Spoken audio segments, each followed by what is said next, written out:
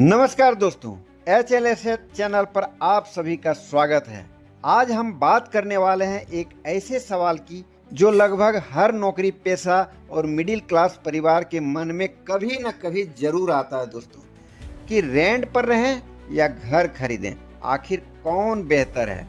कुछ लोग कहते हैं कि किराए पर रहना पैसे की बर्बादी है, तो वहीं कुछ लोगों को मानना है कि होम लोन लेकर घर खरीदना सबसे बड़ा फाइनेंशियल मिस्टेक है।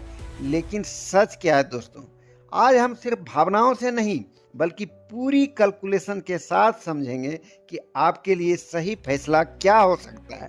वीडियो को अंत तक जरूर देखें, क्योंकि आखिर में मैं बताऊंगा कि किन लोगों को रेंट पर रहना चाहिए और किन लोगों को घर खरीदना चाहिए।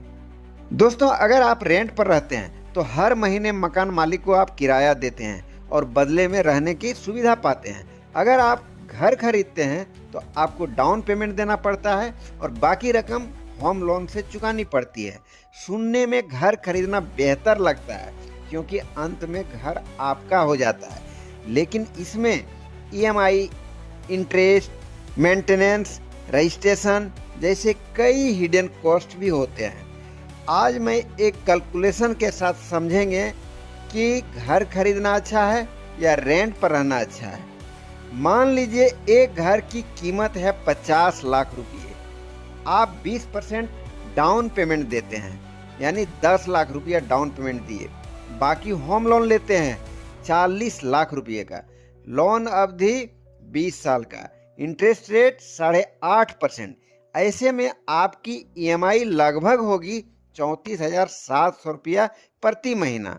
अब 20 साल में कुल आप भुगतान कर रहे हैं 34,700 गुना 240 महीने, लगभग 83,28,000 रुपया। यानी 40 लाख का लोन लेते लेते आप बैंक को लगभग 83 लाख रुपया दे रहे हैं। इसमें से करीब प्रिंसिपल अमाउंट है 40 लाख रुपये, इंटरेस्ट है 43 लाख रुपये। सोचिए, ब्याज ही घर की कीमत जितना हो गया। और इसमें अलग से हिडन कॉस्ट भी है दोस्तों। घर खरीदने पर सिर्फ EMI नहीं होती है, इसके अलावा आप रजिस्ट्रेशन चार्ज देते हैं, स्टाम्प ड्यूटी देते हैं, मेंटेनेंस चार्ज लगता है, रिपेयर कॉस्ट लगता है, प्रॉपर्टी टैक्स लगता है। मान लीजिए सालाना 70,000 रुपया एक्स्ट्रा खर्च है, तो 20 साल में 70,000 गुना 20 किया जाए तो लगभग 14 लाख रुपया। अब टोटल आपका कॉस्ट हो गया 83 लाख प्लस 14 लाख बराबर 97 लाख रुपया। यानी 50 लाख का घर लगभग 1 करोड़ पड़ सकता है। अब रेंट के बारे में जरा कैलकुलेशन करते हैं। मान लीजिए उसी घर का किराया 15,000 रुपया प्रति माह है। साल का रेंट 1,80,000 रुपये। 20 साल का कुल रेंट होगा लगभग 36 लाख रुपये।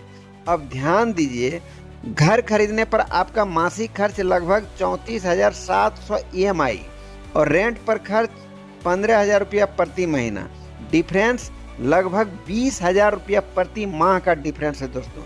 अगर यही 20,000 रुपया हर महीने कहीं इन्वेस्ट कर दिया जाए, मान लीजिए आप 20,000 रुपया प्रति माह निवेश कर देते हैं, अगर रिटर्न मिले 12% एनुअल, 20 साल बाद लगभग आपका जो एसेट बनेगा वो बनेगा लगभग 2 करोड़ रुपए का।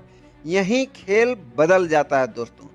रेंट पर रहकर यदि डिसिप्लिन होकर इन्वेस्ट करें तो वेल्थ क्रिएशन काफ़ी बड़ी हो सकती है। तो अब जाने दोस्तों कि कब रेंट पर रहना बेहतर है।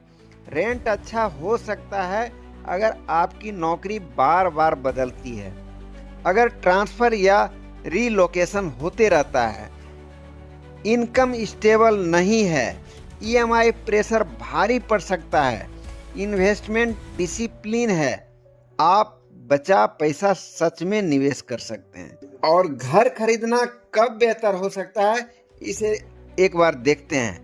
घर खरीदना अच्छा हो सकता है अगर लॉन्ग टर्म एक शहर में रहते हैं, इमरजेंसी फंड आपका तैयार है, EMI आपकी इनकम का 30-35% से कम है, इमोशनल सिक्योरिटी चाहिए, अपने घर का कंफर्ट अलग होता है।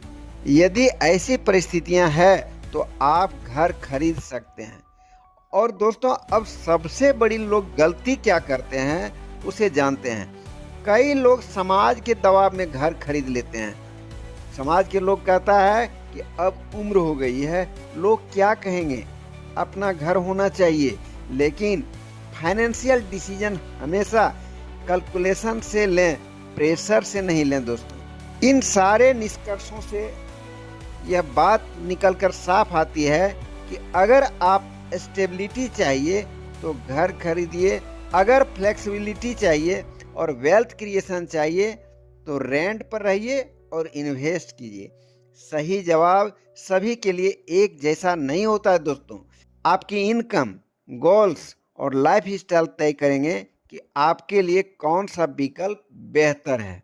दोस्तों उम्मीद है आज का वीडियो आपके लिए यूजफुल रहा होगा। अगर वीडियो पसंद आया हो तो लाइक, शेयर और सब्सक्राइब जरूर करें ताकि हम ऐसे ही आसान भाषा में फाइनेंशियल नॉलेज आप तक पहुंचाते रहें।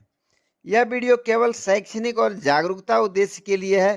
किसी भी फाइनेंशियल डिसीजन जैसे इन्वेस्टमेंट, लोन या प्रॉपर्टी परचेज से पहले अपने सर्टिफाइड फाइनेंशियल एडवाइजर से सलाह अवश्य लें। धन्यवाद दोस्तों, मिलते हैं फिर अगले वीडियो में।